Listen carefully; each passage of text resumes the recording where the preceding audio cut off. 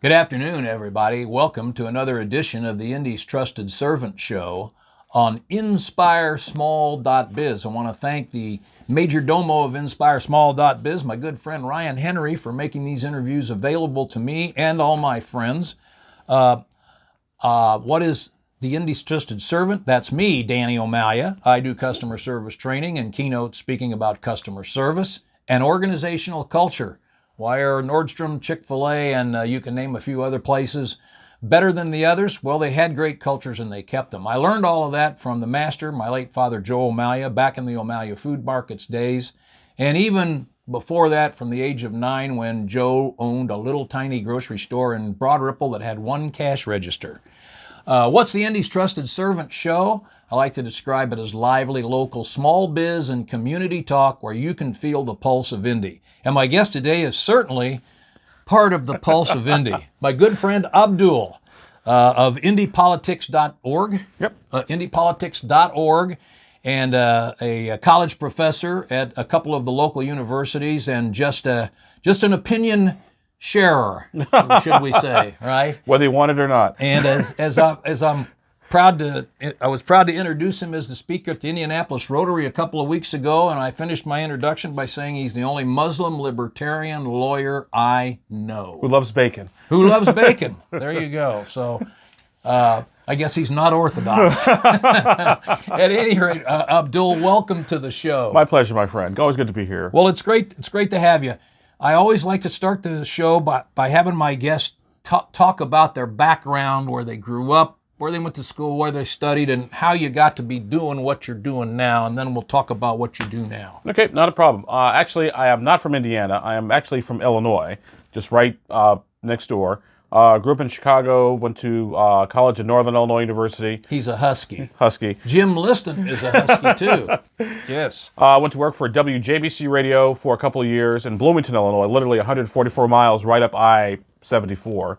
I did that for a couple of years and went to graduate school at the University of Illinois, got my master's degree in public affairs reporting. It was sort of a government reporting master's program. So you've always been kind of interested in politics. Yeah. From day one. Yeah. Then after doing that, went back to being a reporter for WMAY Radio in Springfield, where I covered the State House.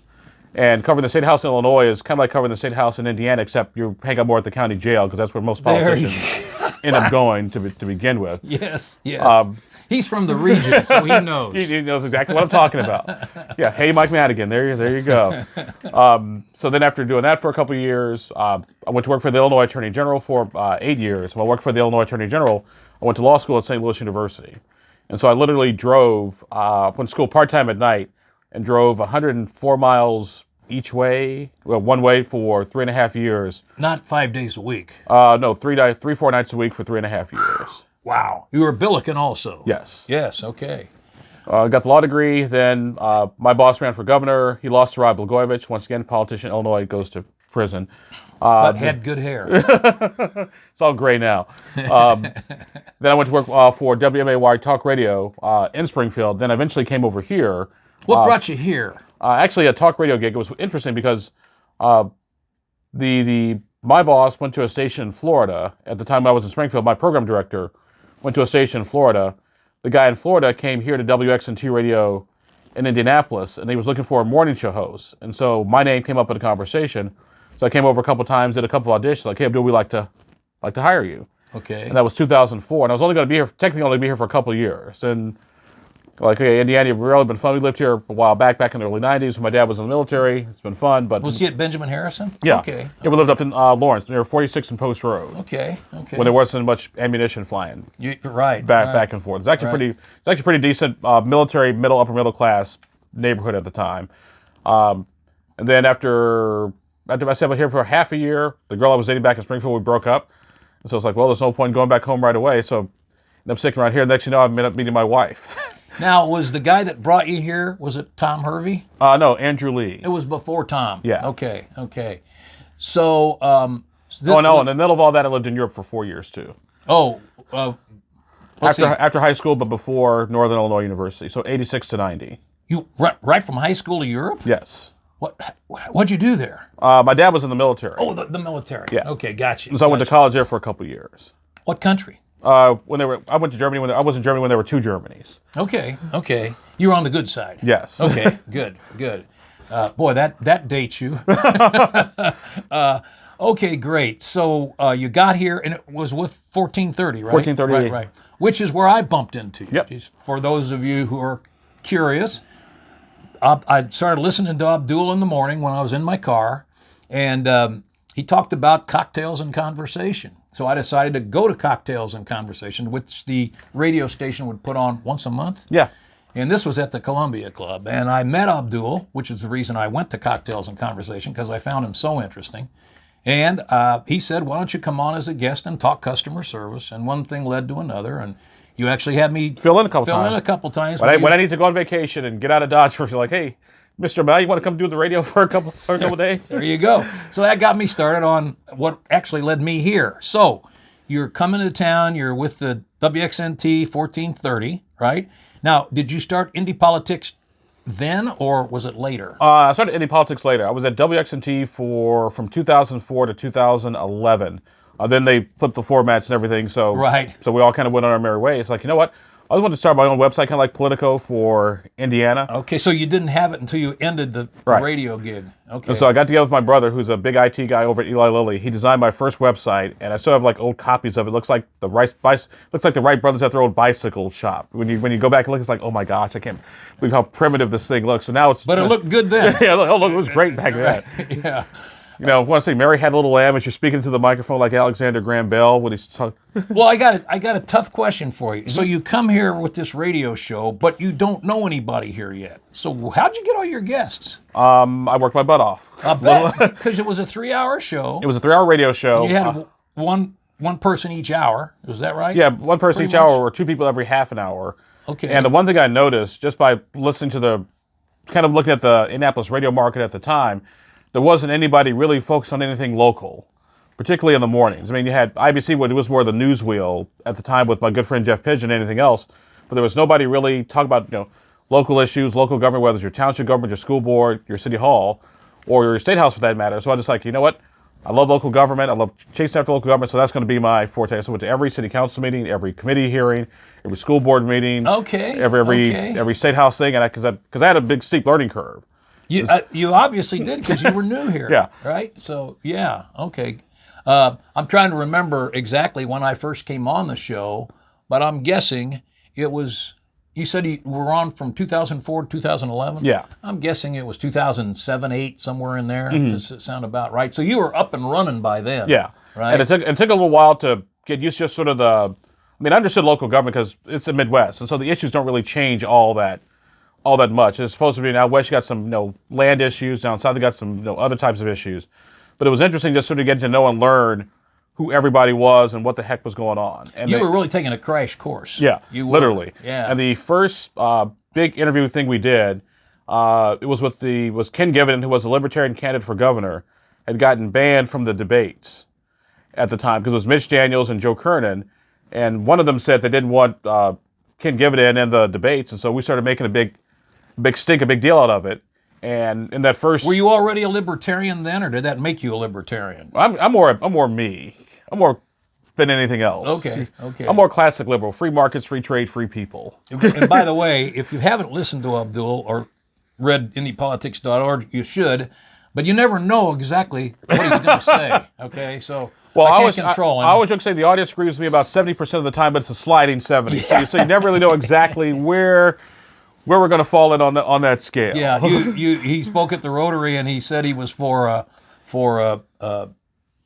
vouchers, but for legalizing marijuana. And I'm with him on the vouchers, but I'm not sure about the marijuana yet. Well, yeah, I just got to get you the right marijuana. Then trust me, you'll be all in favor. Well, see, I'm not that much older than everybody in the room. But anyway, so since then, you've done a lot of other stuff besides IndyPolitics.org. I want to talk about IndyPolitics.org, but tell the viewers what else you're doing. Also, I'm a political writer, so I write for the IBJ. I write for the Chen newspapers. It was a statewide publication, and also the State House File. And usually I write about, like I said, more statewide, more global related issues. I also teach college part-time at the Ivy Tech, which is literally right down the street from where we are, and also I teach at the University of Indianapolis. Right, and so what are those courses? I teach speech, political science, business law, and occasionally English.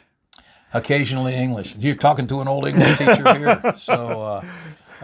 So what? Let me ask you, how long have you been teaching college, and have you seen a difference in the college kids at first and the college kids now? I've been teaching college since 2003. Okay, that's a long time ago. Yeah, because I started teaching at Illinois Central College in East Peoria, Illinois. Okay. Well, I lived in Springfield. I just drive up for an hour, go teach 1 night a week, and come on back. And then when I moved here, there was an opening. Literally, while I was doing my show auditions, my brother worked at Ivy Tech.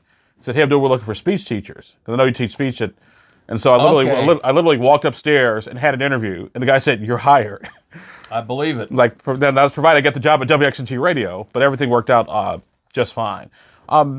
As far as students go, I don't think students have really changed all that much. I think our attitudes have, because, for example, we're big on calling, high school kids snowflakes. But, when we went to school, we had to worry about getting shot. I mean, as opposed to kids, That's true. Nowadays. I mean, literally, you got to go to school and worry about, maybe you got into a fight after school, and that was it. And then you kind of dusted each other off and went on about your business. But now kids have so many pressures. They have social media pressure they have to deal with.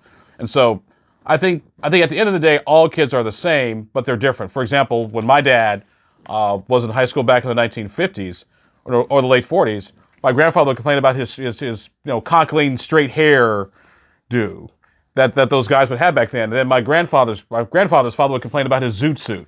So, yes. So back in the 1920s. So we all complain about, these kids nowadays, blah, blah, blah, blah. They got no work ethic, blah, blah, blah. But, at the end of the day, kids are kids. But I do find that kids will treat you the way that you treat them.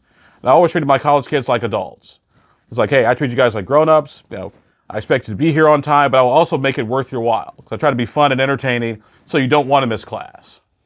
Excellent. And I'm sure that your classes are fun and entertaining for sure. And the tests suck. They're tough? Yes, tough? They are. Yeah, okay, that's good. That's good.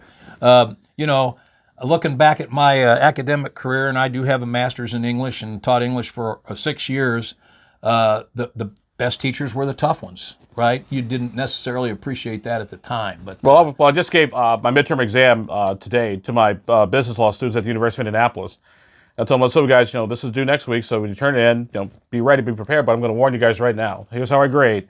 I take everybody's name in my office in my house, and I put your name on the wall, and I take a dart, I cover my eyes, I do this. And wherever the dart lands, that person fails. Because you know what? Sometimes in real life, bad things happen to good people for absolutely no reason. That's for darn sure. And that's something that you have to learn through experience. Yeah, by the time I'm just joking. I'm just joking.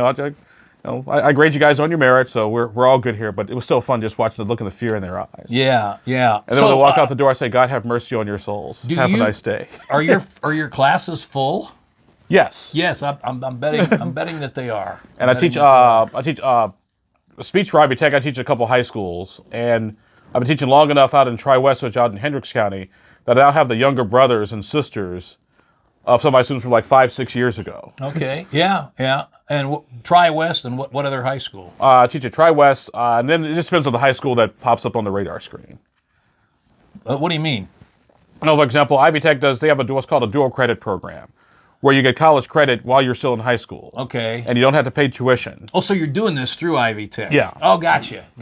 Okay, cool. Do you actually go out to Tri-West? Because that's a haul. Yeah. About 20 minutes from downtown. Is it all? Okay, very good. So tell us about IndyPolitics.org. What might we expect to hear from you on IndyPolitics.org this week? Next week? Well, this week was basically the legislature, because I cover a lot of state and local governments. And so we're in the last few days of the Indiana General Assembly, so you got lots of bills going through. The governor's talking about tax cuts. They're talking about employee vaccine mandates. How about things like critical race theory and what you can and can't teach in schools and all that stuff. So a lot of those issues, they tend to pop up between now and hopefully what'll be next Wednesday, when these guys will be signing done and get the hell out of Dodge. I got a question about a specific, I think it's in the legislature now, the transgender athlete thing. Is that...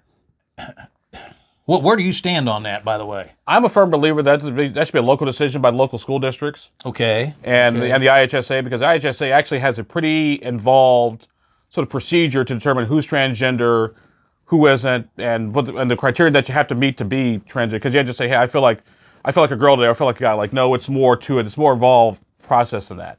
And for me, it was a solution looking for a problem that didn't exist here in Indiana because there weren't any, at the K through 12 level at least, there were no reported cases. I think there was like maybe one out of all the hundreds of school districts of a transgender student wanting to play in girls' sports. Right. And so it's like, okay, if that's it, then why are we? But I think people are worried that it'll become a big thing someday. But then again, let's see. But here's the funny thing about the legislation. What I thought was interesting. It's one thing to say that a guy who's transgender into a girl can't play girls' sports. Okay, I get it.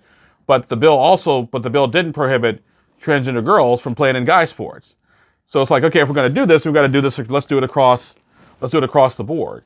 And it also excluded the college levels, because college levels were usually where that type of stuff is going to. That's where it's going to take place. And once again, the IHSA, they've got a system in place. NCAA. To me, it's a situation already kind of takes care of itself. Plus, with the school choice issue, if you don't like what your school's doing, whether it's teaching critical race theory or trans athletes, you get a voucher and go private school. Well, and that's pretty basic in my opinion. But I'm a private school guy too, so I come up from it from a certain perspective. But I really think the parents and the kids should make up their mind where they want to go. And the other thing too is what I noticed this session, and it was a meme on social media, which I'm not necessarily a big fan of social media memes, but this I thought was interesting, saying, "Hey, parents, you have a problem with what your schools are doing. Here's the thought: why don't you talk to your teachers and your principals as opposed to your lawmaker?" There's a novel concept. Yeah. Although, you know what, all the stuff across the country with the school boards and all the arguing that's going on, it was sad to see. It was sad to see that the children were the most responsible people in the room. Sometimes they are. So that's an issue. What are the other hot button issues at the legislature? And then let's try to come back to Marion County and talk a little bit. Sure. The other big issue was employer vaccine mandate exemptions for COVID-19, because you had a bunch of people who were, first of all, Indiana, when it comes to employment, is an at-will state. You can be hired or fired for a good reason, a bad reason, no reason, just not a legal reason, like your race, gender, in some places, sexual orientation. However, when employers were telling some employees, hey, you got to get vaccinated from COVID-19, had a bunch of folks say, I don't want to get the vaccination. Well, the employer's like, okay, fine, you don't have to work here. And so there was a question as to whether employers should be allowed to mandate vaccinations. And so it literally was a back and forth between Indiana being a very business, employer-friendly state and individual rights and individual liberties. Yeah. So what the compromise was that if you had a medical reason, just bring your doctor's note. Yeah, I can't get it, because there are people with medical reasons that they can't necessarily do vaccines, which everybody got and understood. The big issue was the religious exemption, because at first it was, I have a religious exemption, my religion won't let me get vaccinated, and that was it.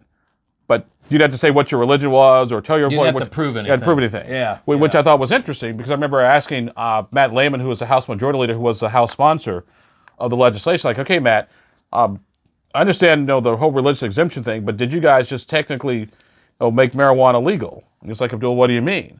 It's like, well, let's say I'm a member of the First Church of Cannabis. And if I'm a member of the First Church of Cannabis, and I believe that cannabis will take care of my COVID-19-ness. You're too logical. That's your problem. And then Matt sort of saw where I was coming from. Like, see, and people say, well, I shouldn't have to prove my religious beliefs to my employer. Like, well, technically, you do, because under the federal statute, I want to say it's either Title 7 or Title 9. If I'm going to sue for religious discrimination, I have to prove what my religion is. So what Indiana did was Indiana just basically went to what the federal statute said about religious exemptions. And so you got to show some proof, something. You can't just say, I have a religious exemption, that's it. So that was a big issue as well. And then also the big issue is what to do with a $5 billion budget surplus. Talk about that. Yeah, do you cut taxes? Do you pay off your debt? Do you do a little bit of both? Do you put money aside? And so that's what lawmakers are doing over the course of the next few days. Could that include fixing interstate bridges and stuff like that? Is that?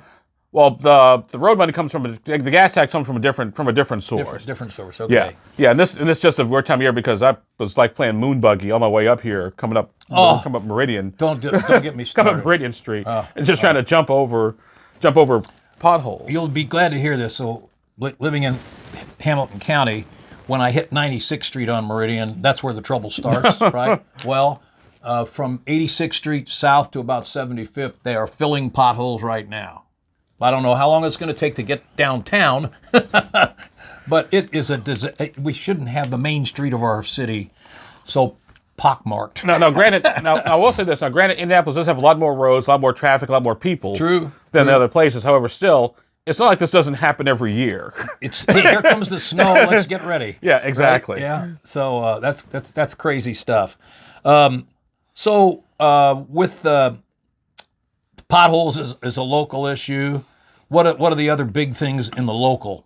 Obviously, it's an election year, so we got midterm elections coming up. And here, I would say in Marion County, the number one issue, we're going to be polling them on this in September.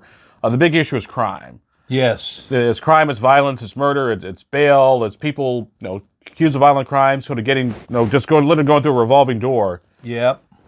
Excuse me, in the prison system. And what I found out was 75% of the suspects and 80% of the victims who are murder victims in Marion County all have prior adult felonies. Whether it's crime against a person, crime against drug crime, or gun crime. And so the question is, why are these people getting out? Because if it's a revolving door, let's say you shoot my brother, and you go before the judge gives you a low bail, and you're out on the street, then you're going to meet some street justice because hey, this person didn't get caught, and so you got a lot of those dynamics going on as well. So we got a very important prosecutor's race coming. You got Ryan Mears, who was appointed prosecutor after Terry Curry, who was a former prosecutor, stepped down. You got a young lady named Cindy Caruso, who's a Republican candidate. I don't know if the Libertarians will have one yet, but it'll be an interesting prosecutor's race. Is one of the other more, let's say, pro law and order than the other one, or have you figured that out yet? I think at the end of the day, they're both pro law and order. They just have different approaches to doing it. I really do, because I don't think anybody becomes a prosecutor these days when let all the criminals go free. I think that's a false narrative. I think it does bring up a question of what is your approach to dealing with violent crime? Are you the lock them up kind of person, or are you more the let's get to the systemic root causes of crime? I think you basically got to do both. Well, yeah, but you got to keep the bad people in jail first. Yeah, the thing is, what we have to distinguish is we've got to distinguish between people we're mad at versus people we're afraid of. Yeah. The people we're afraid of need to be behind bars. People we're mad at, then maybe some alternate form of sentencing is in order. Yeah. It's a complicated issue. Yeah. And anybody tells you there's a simple answer to solving crime is lying to you. Because if the answers were simple, we'd have solved our crime problem thousands of years ago. But we certainly do have one. It's just awful. Chicago, your hometown's always had a violence reputation. Indianapolis hasn't. But heck, we're just as bad as they are now. Actually, Indianapolis has a higher per capita murder rate. I know. Than the city of Chicago, even though Chicago has 3 times as many people. Yeah. That's really scary. Really, really scary. That might, to me, that's the biggest issue. And I'm praying for the policeman that was shot down in Fountain Square. I hope he's okay. The violence against the police is a big issue, I think. Yeah, because once again, you got people who get in, get out of jail, and there's no consequences, for their actions, which kind of brought up the big discussion in the legislature about bail, the bail project, and letting people, paying for individuals' bail. And then you have the 2 guys who committed murder, another guy who stabbed 2 police officers. Yeah. They're part of the charitable bail project, which brings up a bigger conversation about how should we do bail to begin with, because once again, there's people we're mad at versus people we're afraid of. I really do think we need to keep those two sets of people separate, because nobody should be sitting in jail for possessing a marijuana cigarette. That's just agree. That's a waste of time, and a waste of money, and a waste of resources. No, take their joint, just tell them to go home and just get out of here. Slap them in the face. A little bit. Exactly. But somebody who commits strong arm robbery, okay, that's somebody we need to make sure they're kind of behind bars. Yeah. Okay. Well, once again, tell the folks how they can get to your website and whatever else you want to tell them before we sign off here. First of all, thank you very much, my friend. Always good to see you again. Good to be a chat with you. You can follow me at indypolitics.org, indypolitics.org. You can also follow me on Facebook and on Twitter. We have 2 Twitter handles. ATTY Abdul is my personal Twitter handle, and IndyPoliticsORG is my Twitter handle. I also do a radio program called Indiana Issues, which is kind of like this, where we talk to newsmakers I do a radio program and a television program that you can actually find on YouTube. We do it once a month called Indiana Issues TV, where we talk to local newsmakers about the big issues. How do you find that? Just go to YouTube and type in Indiana Issues. Indiana Issues TV. Okay. If I type in Abdul, can I get to it? You'll get a bunch of things if you type in Abdul. Probably. too difficult. So, yeah. Okay, I got you. Okay. Yeah, but Danny, my friend, it's been a pleasure to be here. Happy to come back on anytime. Actually, matter of fact, if you want me to, I'll come back on, say, September, October, and talk about the elections coming up. Let's do that. We've done that before. Yeah, talk about either before or after the election. Yeah, we'll definitely do that. Abdul, thanks for coming. Hey, thank you, my friend. Next week, our guest will be Robert Newport. He's the CEO of the Knights of Columbus downtown. It's it's over 100 years old. He's also a musician, and you'll find him very interesting. Thanks for watching. Ryan Henry, thanks for having me on INSPIREsmall.biz. See you next week.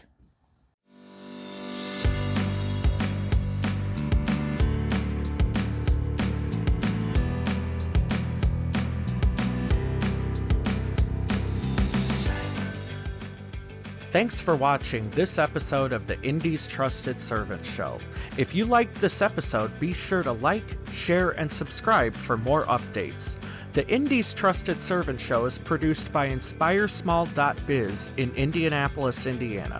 For more episodes of the Indy's Trusted Servant Show, visit www.inspiresmall.biz/Indy's Trusted Servant. Thanks for watching.